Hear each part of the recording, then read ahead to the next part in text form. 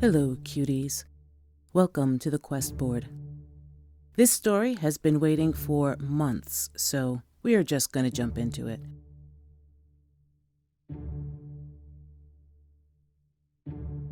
The first time Jutter tasted his own blood, he was very young. He did not remember the exact age, but he knew it was before he understood his family's standing in his clan. The sun was high in the sky, and a light breeze nudged at the vines. The plump leaves rubbed against each other, creating a shushing hiss that comforted him. He reached out his hand and stroked the serrated leaves as his mother advanced down the row, picking and prodding at the ripening harvest. Just as she turned fully away from him, he deftly stripped several grapes from a bunch and crammed them into his mouth all at once. The tart juice burst immediately against his tongue, and his lips puckered as he chewed. "Keep your hands to yourself, Judd." His mother had not yet turned toward him. With her left hand, she tenderly lifted and cupped a bunch of grapes and peered at and into it, her fingers turning and testing the firmness. She used the stub at the end of her right arm to help steady the cluster. Jutter quickly swallowed with an unfortunately loud gulp. His mother continued down the row a few more feet until another vine caught her attention. "Come here," she said as she repeated her evaluation. The wide brim of Jutter's straw hat flapped as he quickened his step to meet her. His mother's lips stretched into a smile as he approached, the expression highlighting her beautiful squared jaw and underfangs. Her brown-gray skin seemed to darken before his eyes as the sun beat down on them both. She was very tall, so she squatted down to speak to him face to face. "Every cup of wine makes the family more useful," she said, wiping the faint betrayal of sticky juice from the corners of his lips. "Every grape is a drop in that cup. Between you raiding the unripe vines and your sister sneaking sweet bunches after harvest, we could supply a small tavern for a day." His sister had always been sickly and could not walk for prolonged periods in the hot sun. She helped their uncle with crushing the harvest, and he always complained about her uncannily snatching the sweetest fruit when he was not looking. "We are lucky to have this vineyard. It lets us benefit the clan." Jutter had encountered only a few members of the clan, and he always felt better when they left. He began to realize that the vineyard was more than just a big garden that produced tasty fruit and provided some money. It also provided some independence. Jutter hung his head, and his mother patted his hair. Holding the brim of her own sun hat, she stood up, closed her eyes, and let the sun warm her upturned face. A smile tugged at one corner of her mouth as she moved toward the next vine, but suddenly she flinched, as if a jolt of energy had locked her in place. She tilted her head as if listening to something in the distance. She snatched Jutter's arm and squeezed it so hard that he winced. All traces of her smile had vanished, and her eyes were cold and penetrating. "Keep checking the vines," she commanded. She pointed with her handless arm. "Stay at the far ends of the field. Even if you do finish, do not come near the house. I will come for you." "But Mama," he protested, then gasped as her grip tightened on his reedy bicep, her thumb finding a pressure point that numbed his arm. "Do not argue." "Mama, it hurt." The stump of her right arm struck him across his face. The force of the blow ruptured vessels in his mouth, and teeth cut into the soft flesh of his cheek. Small wheels of hot fluid seeped into his mouth, and he tasted a salty, rusty flavor, like when he licked a doorknob that winter on his sister's dare. I will not repeat myself. There was no anger in her voice, only resolve. He turned and ran further into the field. His eyes felt hot and strained as tears of confusion welled in them. She had spanked him before, punished him, but she had never struck him like that. "And I better not see you cry, no matter what," she called after him. "Your tears are as useful as my right hand." Judder was getting hungry, but he dared not eat any of the crop. The sun was low, and the chill of the evening creeped in on the lengthening shadows that began to stretch across the rows. He had finished checking the vines long ago.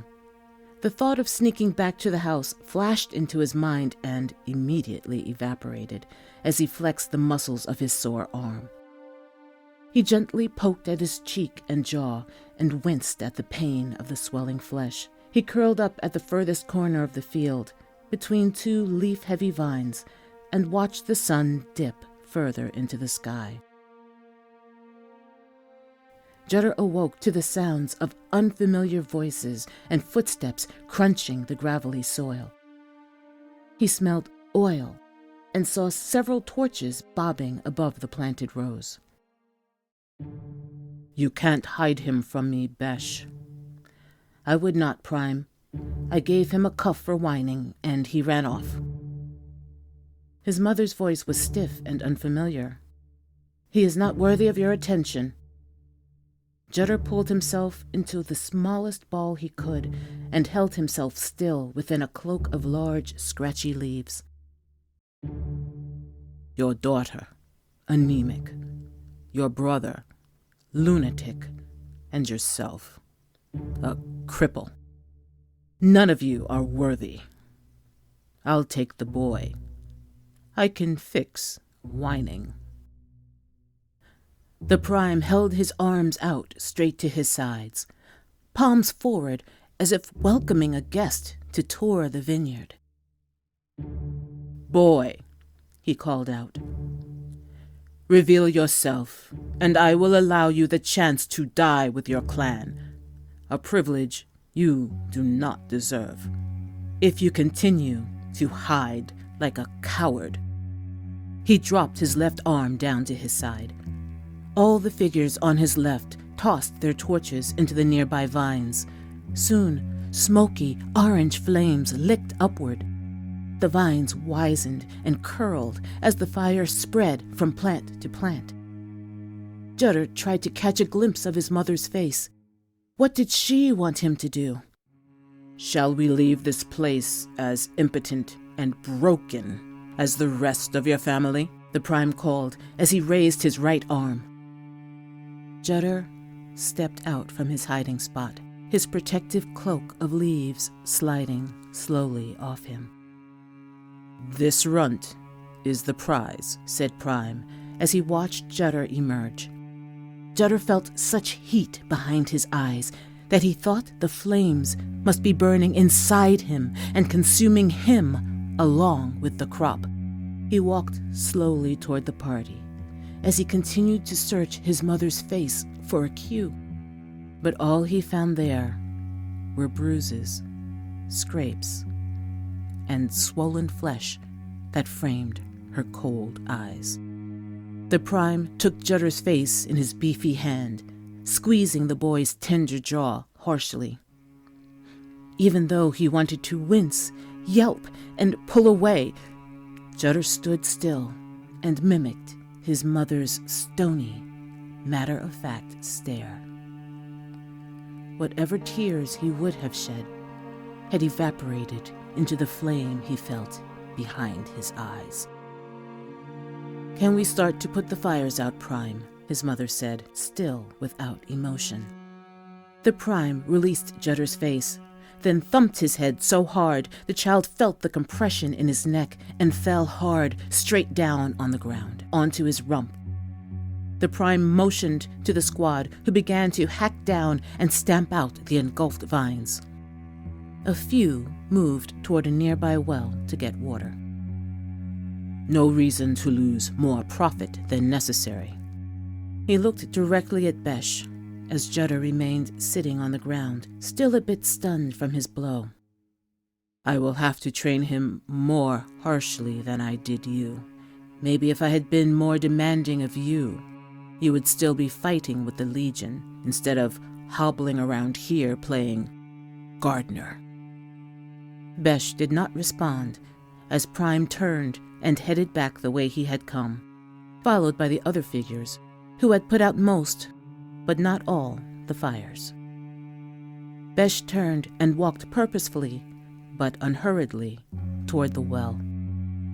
Understanding that his life at the vineyard was over, Judder stood up and moved in the direction the Prime went.